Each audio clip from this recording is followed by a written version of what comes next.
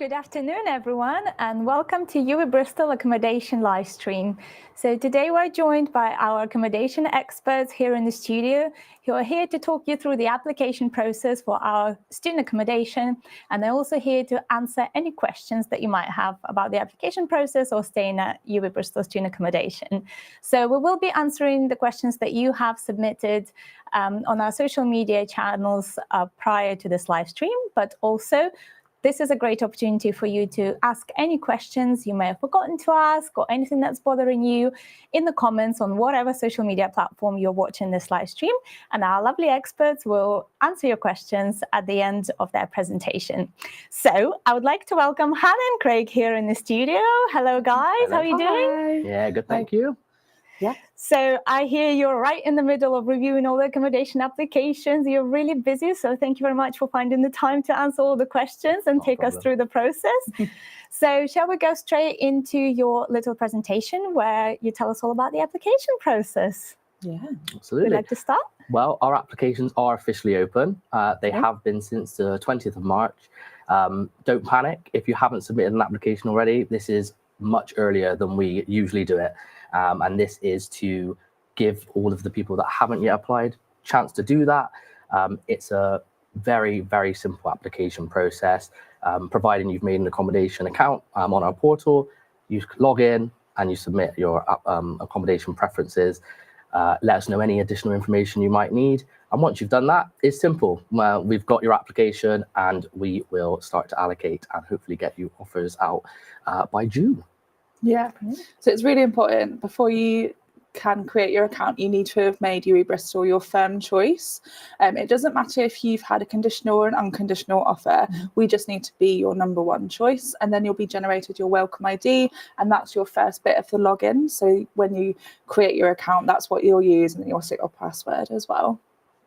Fabulous. So once you received your offer, will you then receive an email from the accommodation team telling you how to do everything? Yes. So that's the second part, which won't come for a while now. So again, don't panic if you've not heard from us. The likelihood is we have your application. You can contact us to check if we got it.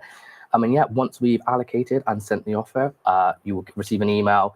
That email will let you know that you've got the offer, and it will take you back to the portal where you've been already to submit your application. And you follow the instructions to accept that. You do pay an advance rent payment. That is £400. That does come off your first instalment of rent. So it's not a deposit. It is that small payment, which reduces the first instalment, which is quite nice as well. Makes it a lot easier come October.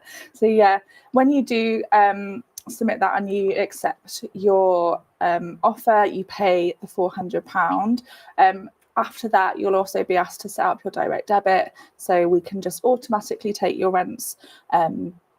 That goes in line with what you submitted on your application. So depending on where you're allocated will depend on how many rent instalments you can pay. But if you're in a UWI Bristol accommodation, then you can pay it all in one go. You can pay it in 3 or you can pay it in 8. Most people do it in 3. Yeah, that's the standard one. It tends to coincide with the student finance loan, so it's quite handy. Nice. However, the 8 installment is quite popular as well because it's more frequent payments, but they're a lot less. So there's 2 kind of options depending on how you want to manage your rent payments. Yeah, and you can also choose how long your contract is going to be. So the standard is 42. If you're on Glenside, we do 45-week contracts because of placements. So that's our health and social care campus. So they often they have a placement, so they need that extra 3 weeks. But we are also looking at doing extended contracts. So if you want to stay for the summer, there is an option to tick a 51-week contract. So that can sort of, especially if you're an international student and you have a job or anything like that, you don't have to worry about moving out come next July. That is very handy. To be fair, I was an international student, and the stress of finding somewhere to live in summer. Oh my God! Yeah, so that's great. Well, it also helps, like you said, for when you take that step into the private sector.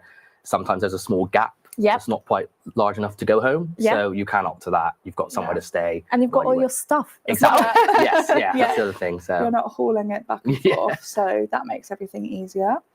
And then I think the only thing we need to touch on is like the preferences. So when you submit your application, if we take it all the way back to that, what you'll be asked to do is rank 6 preferences. So it's not necessarily choosing the building you're going to live in, because buildings are all built differently. Some have a mixture of en suites and shared bathrooms. Some have some studios and others don't have studios. We thought the best way to do it is to choose where you're going to live and the type of bathroom that you want. So that's what you're going to rank in order from 1 to 6. Number 1 being your most favourite, number 6 being your least favourite. So if you really want to live on Frenchay and you really don't want to share a bathroom, put Frenchay en suite as your number 1, and then maybe Frenchay is more important than sharing the bathroom, so then you might put Frenchay shared bathroom, then consider the city centre, and then maybe because you're not studying on Glenside, you don't want that, and then studio at the bottom because you want to live with other people. But you do have to rank all 6 before you can move on to the next part. So that's really important to get all 6 in. Because otherwise the application might get delayed. Is that correct? Yeah, I mean, you'll find that it won't let you continue until all 6 are ranked. So yeah, we've also, I think as well, just to touch on, we've introduced a priority section as well. So I think it's cost, type of room, and location. So that just gives us more information from the application. If the type of room is your top priority and that is ensuite, then we know that as long as you've got an ensuite, you're going to be happy. Same with cost, because again, our accommodation ranges price-wise massively, doesn't it? Yeah. So that also helps as well. So that's a new feature. So hopefully that helps just give us more information to allocate people to where they want to be. Yeah, that sounds less stressful as well, because what if you went for like a cheaper option and then you have to go for a more and we expensive recognize that as well. And with the difference in prices, because they all do range, again, it just helps us not put you somewhere that is not a top priority for you. And so all of these options are available on our website to look through. Yes. We have a little 360 tour for some of the rooms as well to take a look at. And I think that's what's really good about having the longer application time period, is you can really do your research. So we highly recommend looking all over our website pages. We've got some videos up on the UE YouTube channel, and then just really sort of nailing it down. So when it comes down to your application, you know exactly what preferences you want in what order, and you get more of an understanding about where you're going to live as well. Well, I think that's really important. But just to confirm, you're not choosing, say, student village ensuite, you're choosing Frenchay ensuite. And the website pages, all the pages will tell you what category they will fall under, so you'll be able to work out which one is falls under the category that you want. Brilliant. Well, that all sounds pretty straightforward. Yeah. Does the application form kind of go through all of that in turn? So you don't need to remember all of this. Oh no, it's very. You can break it down really into 3 kind of sections, can't you? You've got your preferences, your payments, and then anything else that you're not able to express on the main application. We've got a little additional information box. And that just allows you anything that you might request or just want to let us know that you haven't been able to put on the main application. You can put it in there. And then when we pick up those applications, we can give it a read and see what we can do for you. So it's like I said, very simple. And it's like going back to you with the researching and everything like that. If you know what you want before you even log in, it makes that even smoother. Yeah. So. Fantastic. Do you have any tips for making the application process a bit more smoother, say using certain device? Should I be doing it on my laptop maybe? That's very important, actually. Yeah, very important. Using a laptop or a desktop computer is probably the best tip we can give you. Mobile devices, or you can still get onto the application site, but it struggles a little bit. So our best advice really would a laptop or just a desktop and it's PC. just annoying on the phone, you know. The buttons are tiny.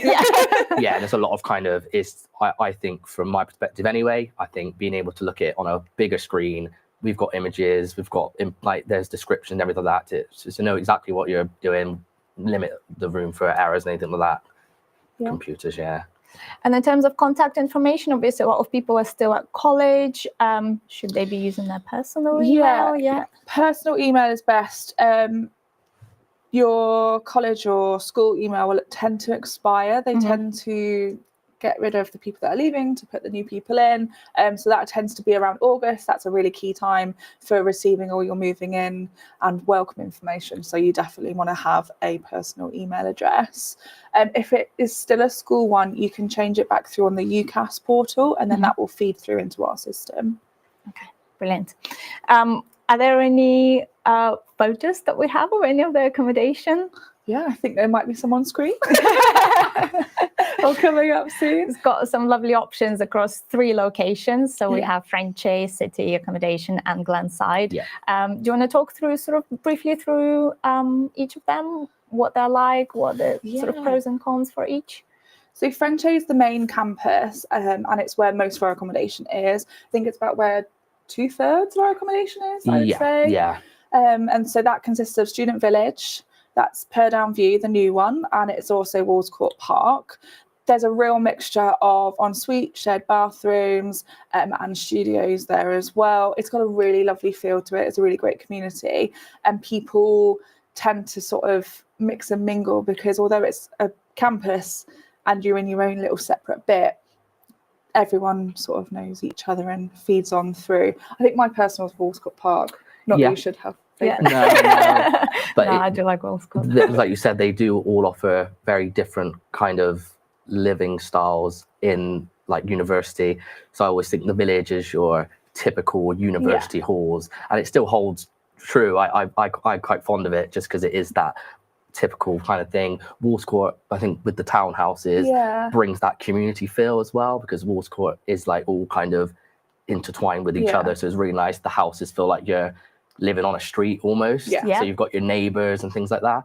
And then Purdown, again, just being the newer accommodation, kind of combines both, I feel. Yeah, I really like how Purdown View's laid out. So it's got really nice big courtyards in the middle of it. It's got loads of social spaces. So it's got the communal kitchen, it's got the student life hub, it's got the move studio. So all students have access to that through like a timetabled sort of free gym membership, basically.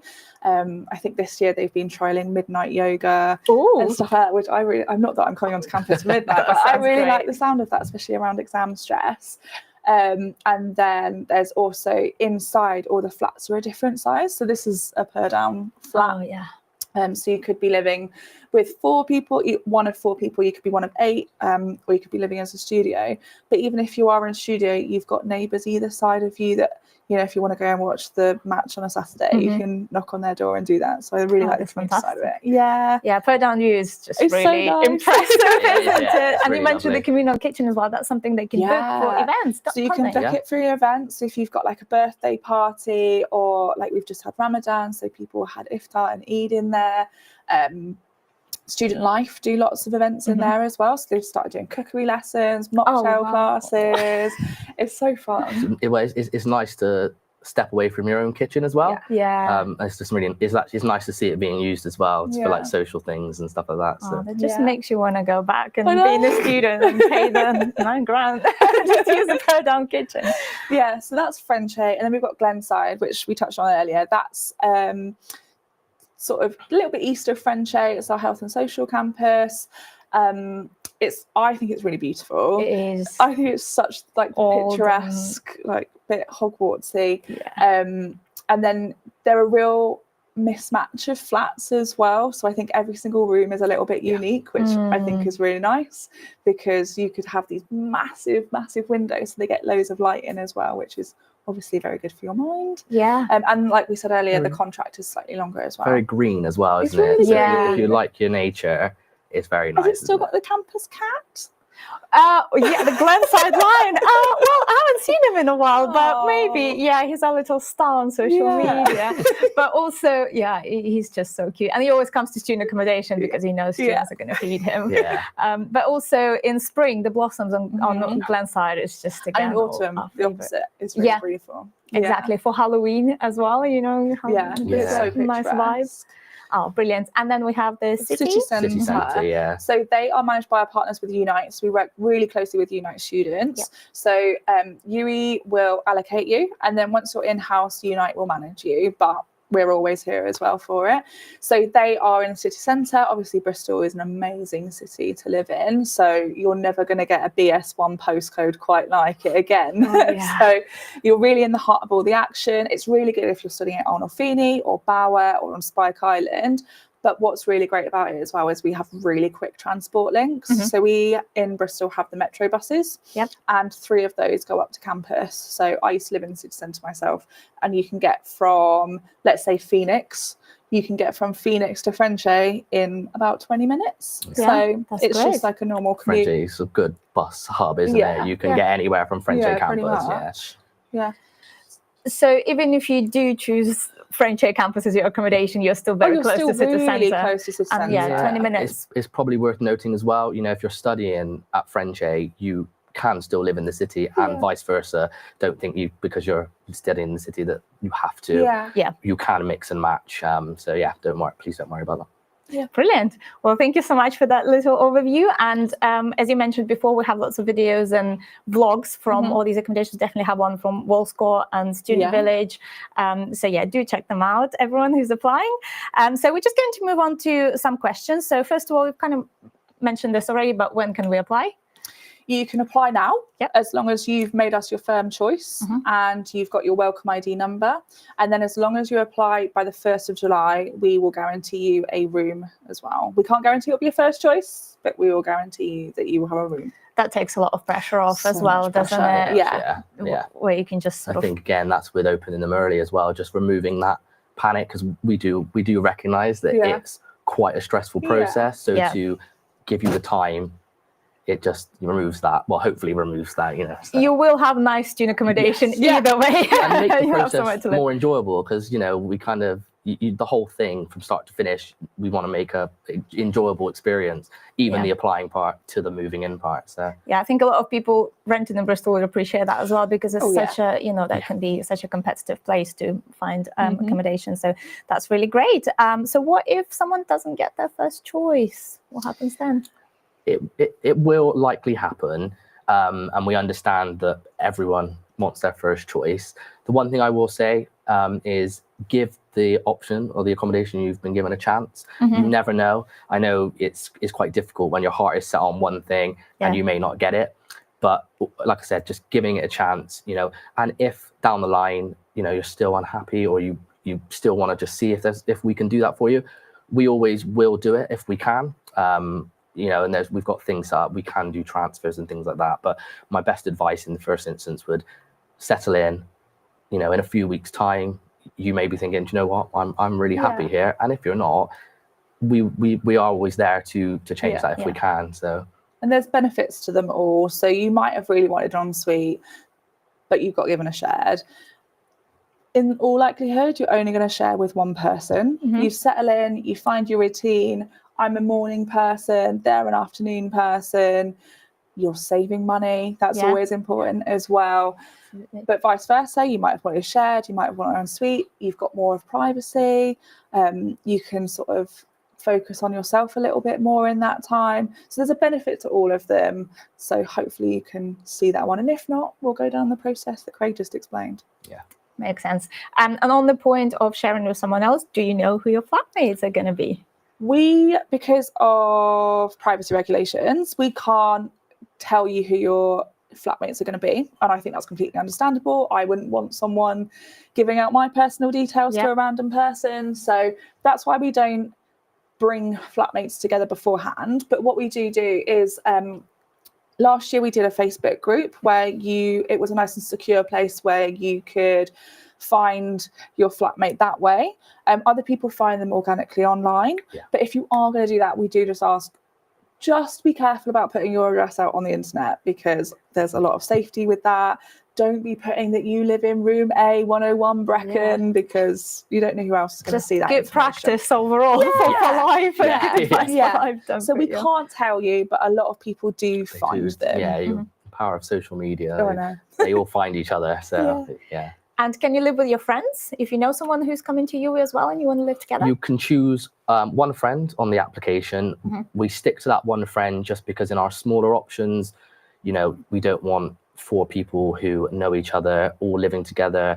It creates the whole point of the accommodation is to make new friends, Yeah. but we do understand that you do want that comfort sometimes of having a friend. So you can put that in. There is a section on the application. What I would say though is that both parties need to state it. So if one friend puts one but the other doesn't, we won't be able to do that. So if you are looking to live together, just make sure you're both on the same level. Yeah. Perhaps your friend doesn't Yeah. has had enough of you. Yeah. Know. But that way, if you live in separate flats, you get to make friends with your flatmate Exactly. and their flatmates. And we do tend sometimes to, if when we can't do it, we can still put you close enough together. Yeah. At first you might think, oh, I'm so far away from them, but French campus, as you said, everything is really enclosed. So it's, it can be done. So They'll only be a 5-minute walk away. Yeah. It's not that. Oh, brilliant. That's reassuring for some people. But like you said, this is an opportunity to meet a lot of new people. So that's great. And you just mentioned that section on the application form where you can mention that. What other things can people sort of ask for? Do you consider any, if someone a mature student, if someone kind of prefers a quieter space, what sorts of things would be considered then? So we have the additional information box. So that will cover anything that we can. You can pick same-sex accommodation, alcohol-free accommodation. Yes. I don't think there's a specific thing for quiet, but quiet's quite a popular one in terms of the additional information. Whatever it means for you. Yeah, exactly. Obviously, we can't guarantee that flat or house is going to stay quiet. But if you state it, we will allocate you with like-minded people. So we'll build around that quiet preference. With age, we stick to an age range. We won't put one age group with a vastly different age groups. So there's no need to worry about that. But that's the main 3 things. Yeah. But yeah, and that's exactly why the additional information thing is there as well. So just you can put anything in, any reasons why you may require an ensuite. I might touch on accessible needs as well. We do have accessible accommodation where we might reach out to you if there's specific requirements that the room might need as well. But you can put a range of things into that additional information box. And if we can meet it, we will. And often you'll find that myself and the rest of the admin team sometimes will just give you a call just to ask that question, maybe elaborate on it a little bit more. Or sometimes if we can't meet one of the preferences, we might call up to say, look, we aren't able to meet this one, but we can meet this one. What's more important to you? So, we can always tweak and make sure that we're giving you the best of your application, essentially. So. Brilliant. So make the most of that additional information section because there is a human on the other side reading it and making sure you get the best And it's also, experience. again, worth noting that if you've submitted your application and there's something you've missed, email, call us, we can make amendments to that. So don't worry, it's not set in stone and unchangeable. We can make tweaks because we understand sometimes it's done really fast and then you think, oh, I've forgotten something. I want to add that in, we can do that. So brilliant. I want to create best possible experience for all our students. Amazing. So on the other side of things, if for any reason you need to leave halfway through your contract, can you do that? Yep, it does happen. We have liability, don't we? So it depends on if you're continuing to study and leaving the accommodation or you're leaving both university and your accommodation as well. These will be outlined in the terms and conditions of the accommodation contract. So it'd be very worthwhile reading that. Obviously, when we get the information that someone is leaving, we again explain that they may be liable for a certain period of time in the accommodation, but we do our best to find that replacement student as soon as possible to release you from your contract. But again, if that time comes, we'll give you that information a bit further down the line because it can be quite confusing, so we don't want to confuse you or put you off or anything like that, but we'll explain the process and what we do to make sure you can depart and everything like that. Okay, brilliant. Thank you very much. One that obviously a lot of international students would probably be worrying about, can you apply before you have your visa? Absolutely, so you can put your application in because nothing's set in stone until you are here, basically. So you can submit your application, you can accept your application, your offer, and you can pay your advance rent payment. If it all falls through and the visa isn't successful, hopefully it is, then we'll pay back the advance rent payment. It's absolutely fine. So it's really important that even without the visa, you can still submit your application, get it in, get that weight off your mind, and then hopefully we'll see you in September. Brilliant. That's reassuring as well. And one from foundation students, can they secure accommodation? Can they live in student accommodation in their first year as foundation students? Yeah, so you can live in accommodation for your foundation year, but then that would count as your year in accommodation. So you wouldn't be able to come back as your first year, technically your second. But so foundation or first, you can stay with us. Okay, and what happens if someone applies through clearing? You said obviously there is, people are getting offers. Yeah, so now. we've got the guarantee. So obviously after clearing, that has passed. So we won't be able to guarantee you a room. But what happens, because clearing is like a big old churn of applications in general, some people who applied for accommodation might actually choose that they're not coming, or they're deferring, or they want to go elsewhere. So their bed will become free. So you can still submit your application, still give it a go, still have a chance, and we might be able to squeeze you in. I think last year, quite a few, really, wasn't it? It's a very similar process to the main applications. It's just that guarantee is not there. But as Hannah said, it is that churn of, oh, no, you're not coming, you want to come, and we fill those spaces. So it might be a bit more quicker.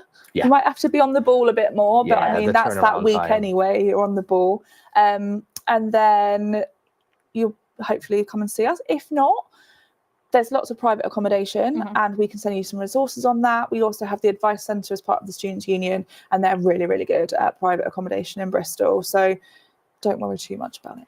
And this is also something that students would do after their first year, kind of they're looking in second year accommodation. There are some sort of agencies that will say, they're the good ones to work with. Brilliant. So we do have some questions from online as well. So one of them is, do we need to pay for accommodation in advance, like pay a deposit, as you mentioned, or do we pay while we're living in it? So just to reiterate, kind of what's the process? So it's not an immediate payment. Obviously, you pay that £400 advance rent payment to secure the room. But I believe the first instalment of rent is usually due October or November. And then depending on whether you pick 3 or 8, they will just follow in time as you're there. So it's not move in, pay immediately. There is time.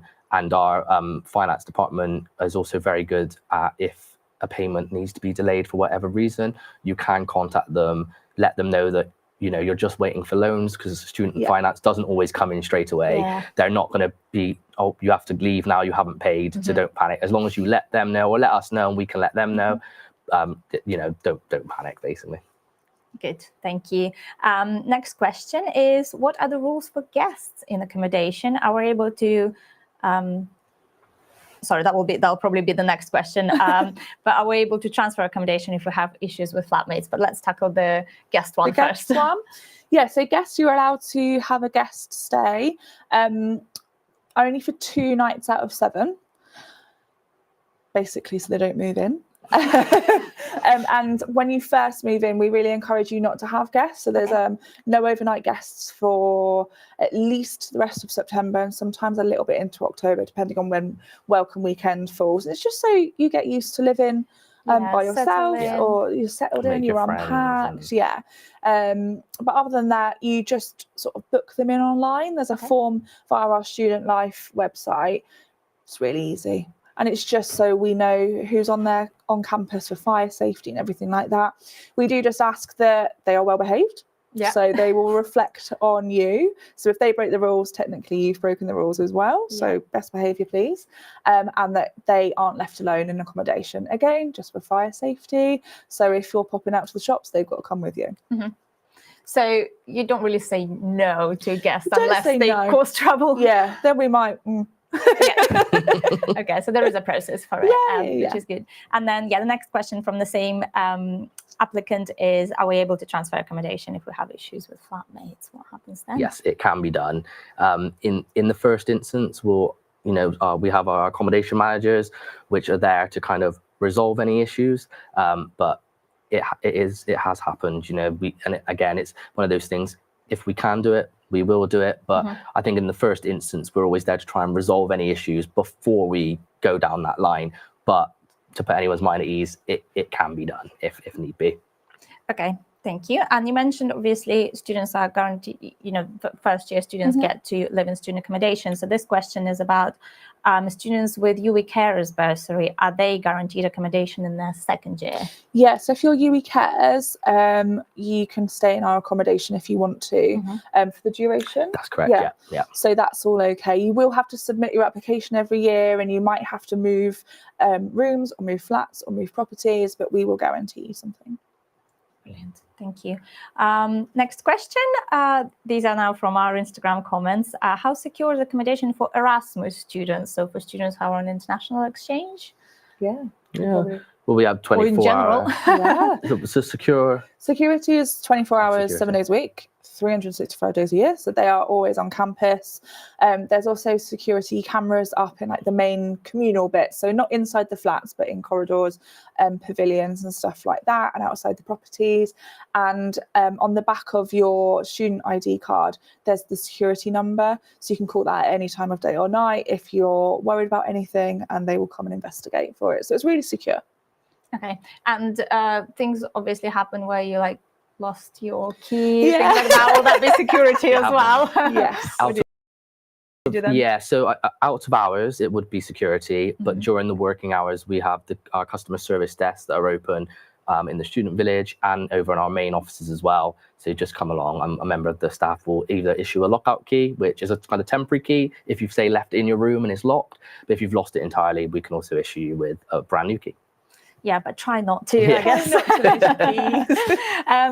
So we have talked about firm choice students applying for student accommodation, but we have a question from a parent here.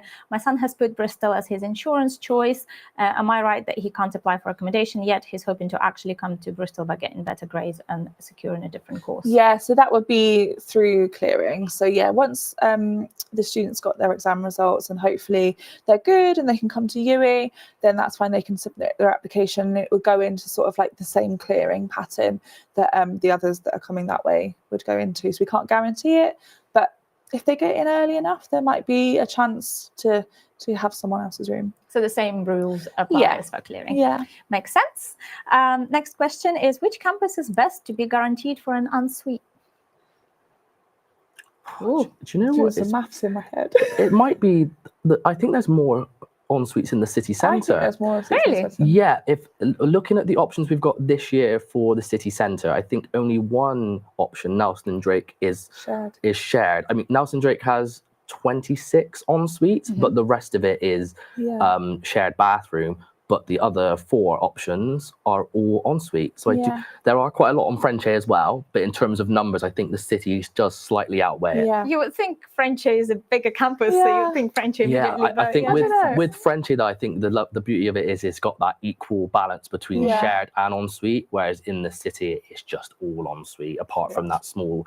The small chunk in Nelson and Drake. So. Is Per Downview both shared and ensuite options? Are there studios there as well? There are some studios in there as well. So the 3 main kind of options that you can get is ensuite, sharing a bathroom with how many people? It's usually one other person. It might be 2 in some places, but usually it's just 1, which I think is all right. Yeah, that's kind of really just like being at home. Yeah. I shared 2 bathrooms with 7 people, so technically 3.5 persons. That was all right, actually. Still, for the money that you save. Home, Yeah. Okay. And then the studio is another option. Yeah. And what about Glenside? I think there's quite limited ensuite on Glenside. Very limited. Yeah. Again, primarily shared bathroom accommodation. I don't think. Yeah, we don't advertise Glenside as an ensuite option just because of how limited it is. I think there's only about 6. Yeah. It makes sense with all these listed buildings. It's a listed building. We can't change it up too much. So yeah. Brilliant. Thank you. So our next question is from Facebook. If we defer our UE Bristol offer in August, would we get the £400 back that we have paid? Yes. Yeah. And the same applies to international students. You said that if all you don't of that. get the visa. So if you don't end up coming to UE, or if you defer it, then you'll get the £400 back. If you do defer, you just need to submit your application again the next year. We don't hold on to the application, so just in case buildings change and anything else changes, so you will be having to redo it again. Brilliant, makes sense. And if someone applies for accommodation earlier, do they have a better chance of getting their first choice? Kind of, but not. It's we've moved on from the first come first serve, because we can allocate on building type now. It allows us to allocate more freely. But also we've opened them earlier anyway, haven't we? So maybe a few years ago we would say get them in as soon as possible, but again we've gone down that route of opening them earlier just to allow them to come in at a slow pace, and again just people to take their time and know exactly what they want. So the short answer is not necessarily, because you're kind of trying to find the best spot for everyone. Exactly. And it's kind of like touching on what you said earlier. You know, you can get it in early to give you peace of mind, but also you can take your time as well. So it's kind of that healthy balance. So. Okay, thank you. And just we've already talked about the guests, but someone's asking if it's the same rules for city accommodation. Obviously, that's through Unite students. Do they have the same rules? Yes. As, so they have the similar rules, but they have a different booking system. So you'd book that through, I think they've got the Unite app, and I think you book your visitors in via that. Okay. So yeah, kind of the rules are the same, but just the process might be different. And is there any parking areas available around the property on Frenchay? Oh, Frenchay parking. Frenchay has very, very limited parking. I think even the staff can't always park on there. So there is no parking on Frenchay. Bristol city centre as well is not a fun place to bring your car. It's got the CAS, it's got very limited parking, so there's no parking in the city centre. Glenside has a few spaces, again, because it ties into having placements. You might need to travel to a different hospital or a different town to do your placement. So we do have some very limited parking spaces there for residents, and you just book that through the travel team when you arrive. Yeah, and like you said, with all the links with buses and everything, you really don't want to be stuck in traffic. No, you don't need your car. It feels more of a burden to have your car with you in a city like Bristol. I think a lot of students will go, oh, I want to bring my car, but you don't need it. You'll quickly see that you don't need one. You can get around easily. And if you're on Frenchay, you've got everything that you need around. So you've got loads of supermarkets, you've got a few cafes, you've got a few restaurants. I think there's a farmer's market starting up in Chiswick. There you go.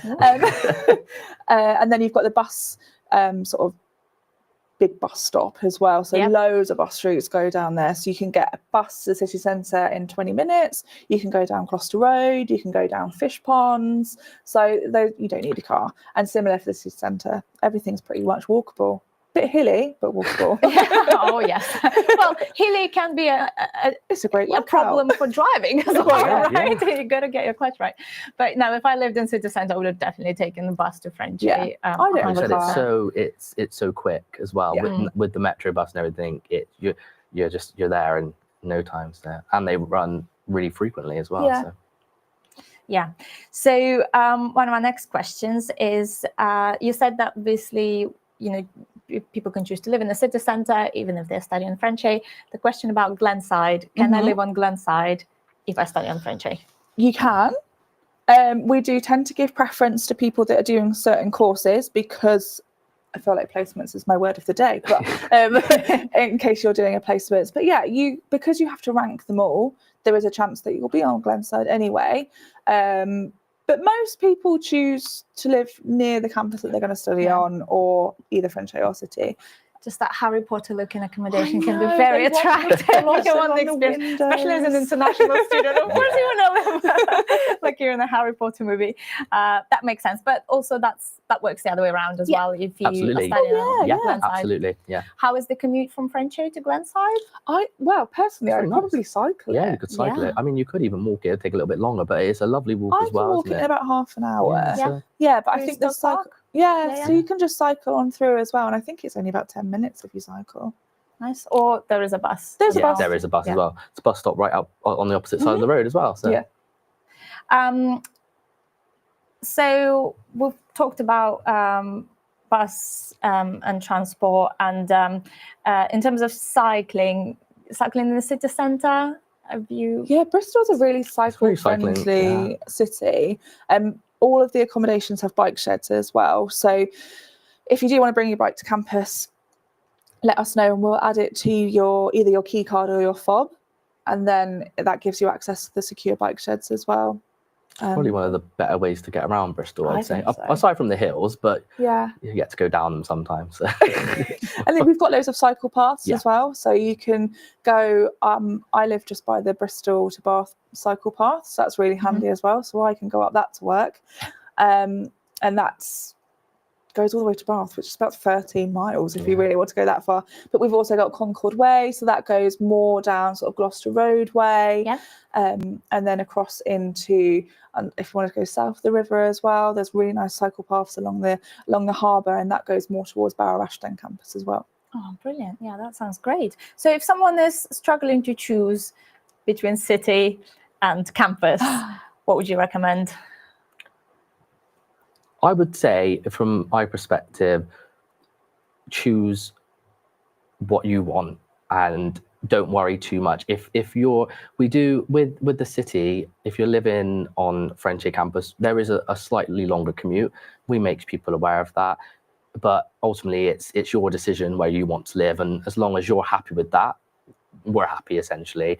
And again, I keep going back to that research, but again, if you know exactly what you want, what it offers, and all of that kind of stuff, then it makes it easier for everybody. That's probably my best advice. There's benefits to both, or to all three really. So it's sort of like if you're on Frenchy, your lectures are, and you study on Frenchy, like 5-minute walk from everywhere you go, which is really handy. You can pop home for lunch, so you're saving money, or you can take yourself off to the library, that kind of thing.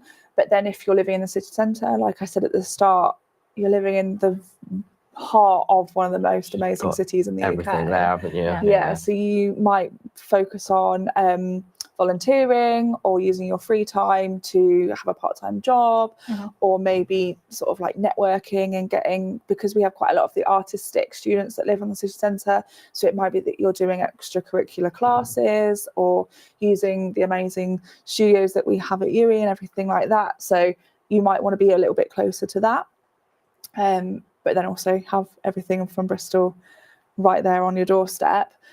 Bristol is an expensive city, so you're never really going to have that BS1 postcode without paying a lot more money. Definitely. And what's it like getting to Barrow Ashton, the creative, obviously Arnold Finney and Spike Island, but what about Barrow Ashton? There's a few buses that go here. You'll have to go to the centre of Bristol. So the centre of Bristol is actually like you'll understand when you get here, but it's a strip of road, and that's where loads of the buses go from. And there's quite a few that go down towards Bower, if not really close, and you can walk on in, or if not, cycle. And again, the cycle from really the city nice to Bower is really lovely. So. And there's the pretty Ashton Court estate Yes. campus as well with all With the deer. Oh, again, makes you want to go and pay the £9,000 again. So another question is, can students throughout the whole year, talking about holidays, like you mentioned, summer as well, but mainly, Easter and Christmas? So it's a 42-week contract, and that really does start usually middle of September, and that runs until the start of July, and you can stay.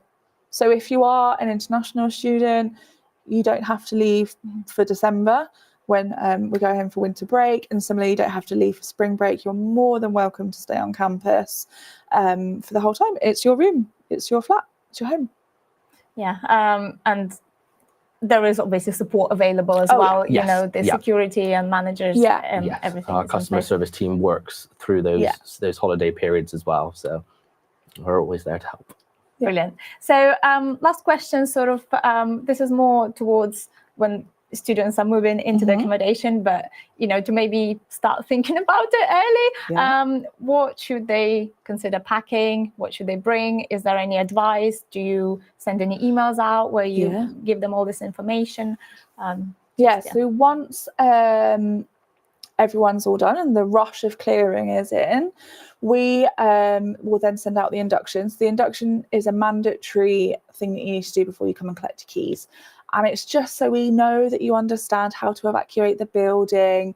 We know that you understand the visitor policy. We know how you understand how to recycle, how to be a good housemate. But it's also got lots of key information about how to arrive on campus, where to go, what to pack, what not to pack. what to definitely leave at home. What would that be? Please don't bring fireworks. No fan heaters. No fan heaters. But yeah, it's all there. And then we'll also send a couple of bits of information out via email as well. But you could look on the Student Life website now. That's all on there too. So you get yourself a little uni box going already. All of the flats are pretty much partially furnished. So it's everything that you can imagine you'd get in a hotel, let's say. So you've got your bed, you've got your mattress. You will need to bring your bedding. So bring your duvet, your pillows, all of the cases that go over it.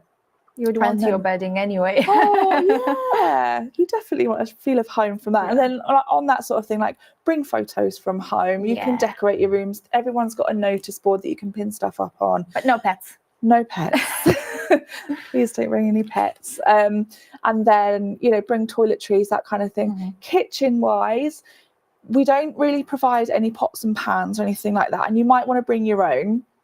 We do provide a microwave and we do provide a kettle, but the big things, so like your air fryer, your toaster, smoothie maker, sandwich press, that kind of thing, maybe wait and see what everyone else has brought as well. Or if you do manage to find your housemates, maybe you could start a little group chat and be like, I'll bring the air fryer, you bring the smoothie, just so then you're not having like 6 of everything. 6 air fryers in the kitchen. We did have a flat with pretty much 10 air fryers. We're like, let's put some of these away. And some things maybe just consider, maybe it's easier and cheaper to buy them than to bring them over, especially as an international student. I remember bringing my pans in the suitcase. Yeah, it's a lot to bring, isn't it? Why? We do have on campus, we've got the Sustainability Hub, and we work quite closely with them in accommodation services. So when people move out and they don't want to take their their saucepans back in their suitcase, they can donate them to the Sustainability Hub, and then when the students move in, they can go and collect stuff. So yeah, that's a handy one as well. Fantastic. Well, that was a very comprehensive answer. Thank you very much. I can tell you've probably written a few emails about this. Guys, thank you so much for your time today. So if anyone didn't get a chance to ask a question or they're just struggling through their application, how can they contact you? So they can contact us by email and over the phone. We're always there to help. So yeah, if there's anything if you've not been able to answer any questions today, just give us a call or drop us an email, and we're happy to answer any questions that you have. Fantastic. Thank you so much for your time today. So this is it for our live stream today. If you have any more questions, either contact our accommodation team or contact us on social media, and we will see you very soon. Bye-bye.